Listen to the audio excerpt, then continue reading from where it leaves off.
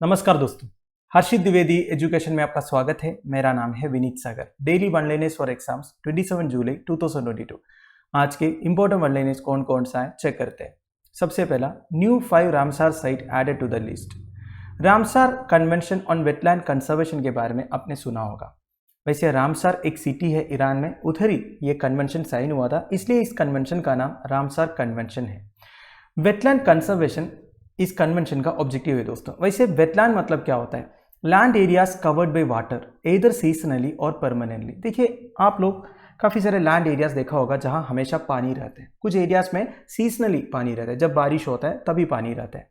तो ये जो एरियाज है इन्हें वेटलैंड्स बोलते हैं। ठीक है, ये इकोलॉजिकल बैलेंस मेंटेन करने में की रोल प्ले करते हैं, जैसे कि फ्लड कंट्रोल में काम आता है। As a source of water हम यूज़ कर सकते हैं, as a source of food, fibre and raw materials use होता है इसका। इसके अलावा ये जो वेटलैंड्स है ये मैंग्रोव्स को भी सपोर्ट करते हैं दोस्तों। मैंग्रोव्स आपको पता ही होगा, कोस्टलाइन्स को प्रोटेक्ट करने में, पोल्यूटेंट्स को फिल्टर करने में काफ़ी रोल प्ले करते हैं। तो ये सब वेटलैंड्स का इंपॉर्टेंस है। तो ये वेटलैंड्स को प्रोटेक्ट करने के लिए, कंसर्व करने के लिए एक intergovernmental global treaty sign हुआ था, वो है Ramsar convention on wetland conservation. ठीक है, नाउ इंडिया में अभी के हिसाब से टोटल 49 रामसार साइट्स थे, पर 5 और अभी ऐड हुआ है दोस्तों। कौन कौन सा है? Karikili bird sanctuary, Pallikaranai marsh reserve forest and Pichavaram mangrove in Tamil Nadu. तो तमिलनाडु से 3 है, मिजोरम से 1 है पाला वेटलैंड, और मध्य प्रदेश में से 1 है साखिया सागर। वैसे टोटल 54 रामसार साइट्स हो गया अभी इंडिया में। 54 के 54 का नाम आपको ध्यान रखना है, वेरी इंपॉर्टेंट, काफ़ी एग्जाम्स में पूछते हैं दोस्तों। ठीक है, वैसे दोस्तों इंडिया की तरफ से काफ़ी डिमांड्स रहा है, जैसे कि और साइट्स को ये रामसार साइट में इंक्लूड करने के लिए। वैसे इंडिया का पूरा डिमांड अगर रामसार का जो बोर्ड है वो एक्सेप्ट करेंगे तो इंडिया से टोटल हो जाएगा 75 वेटलैंड्स। ठीक है, now this is not so important, आपके लिए इंपॉर्टेंट है अभी के लिए कितना रामसार साइट से इंडिया में, वो है 54।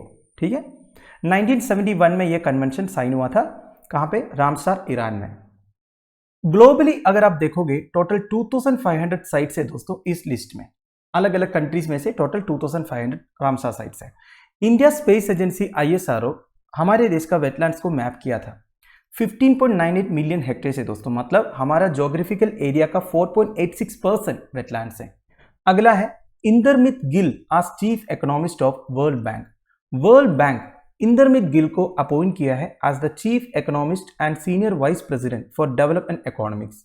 Gill will be the second Indian after Kaushik Basu to become the chief economist of the International Financial Institution। देखिए, वर्ल्ड बैंक का चीफ इकोनॉमिस्ट पोस्ट में आने वाला सेकंड इंडियन है दोस्तों इंदरमित गिल। वैसे world bank middle and lower income countries को loans grant करते हैं।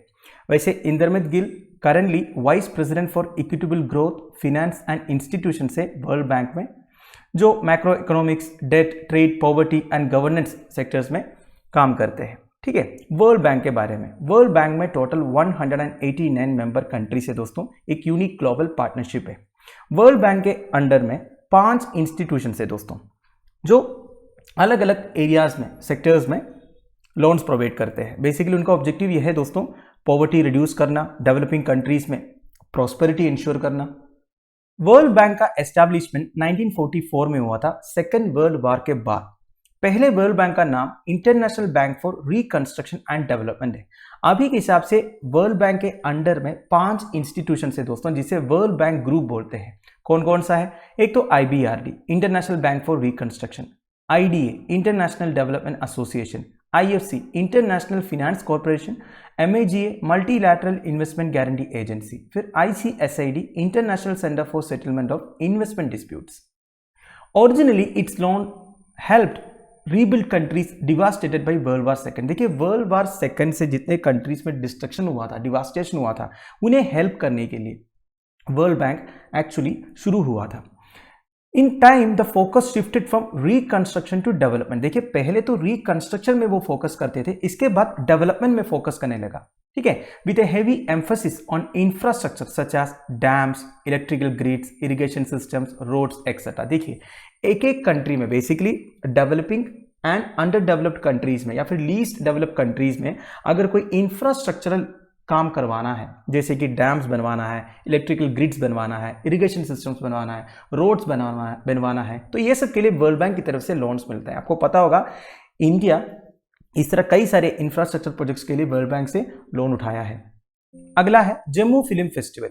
Second edition of Jammu film festival held होगा सितंबर 3 से। 54 कंट्रीज में से अलग अलग फिल्म्स इस फिल्म फेस्टिवल में स्क्रीन होगा। पहला इंटरनेशनल फिल्म फेस्टिवल जम्मू में हुआ था सितंबर 2019 में। पिछले 2 साल से कोविड पैंडेमिक की वजह से ये नहीं हो रहा था, फिर से अभी होने वाला है। ये एनुअल फिल्म फेस्टिवल ऑर्गेनाइज करता है दोस्तों वोमेद करके एक नॉन प्रॉफिट ऑर्गेनाइजेशन।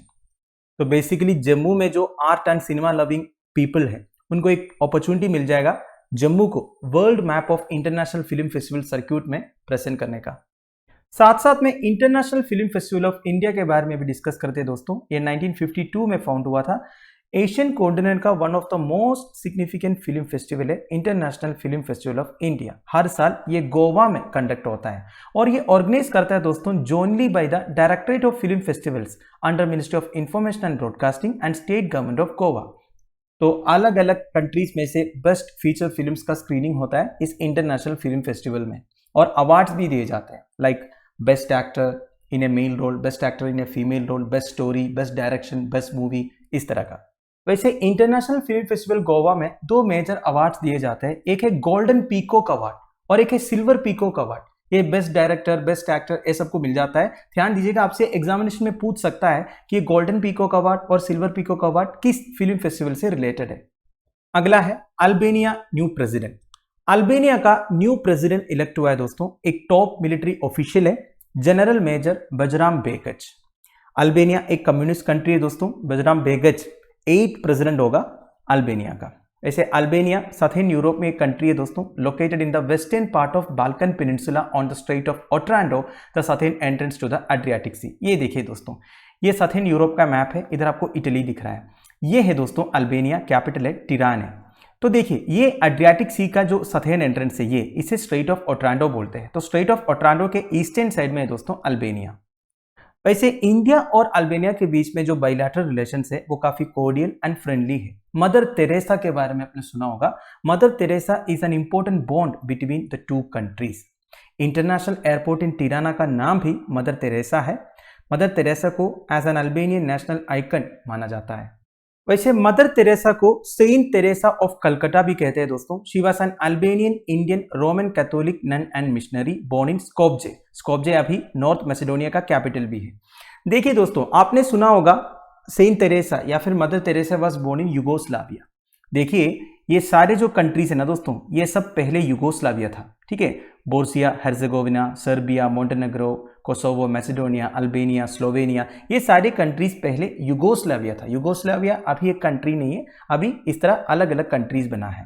तो actually mother Teresa belong to Albania. अगला है India first brain health clinic. World brain day के दिन, वैसे वर्ल्ड ब्रेन डे जुलाई 22 को था, कर्नाटका का हेल्थ मिनिस्टर डॉक्टर के सुधाकर इंडिया का पहला ब्रेन हेल्थ क्लिनिक इनॉग्रेट किया है under the Karnataka brain health initiative, जिसे काप ही भी बोलते हैं, at Jayanagar general hospital in Karnataka. Now ये ब्रेन हेल्थ क्लिनिक एस्टैब्लिश किया है by the state health department in association with NIMHANS. NIMHANS क्या है दोस्तों? National institute of mental health and neurosciences. ये गवर्नमेंट इंस्टीट्यूशन है, बेंगलुरु कर्नाटका में है। Basically mental health and neurosciences से रिलेटेड रिसर्च करते हैं, पेशेंट्स को ट्रीट करते हैं, ठीक है।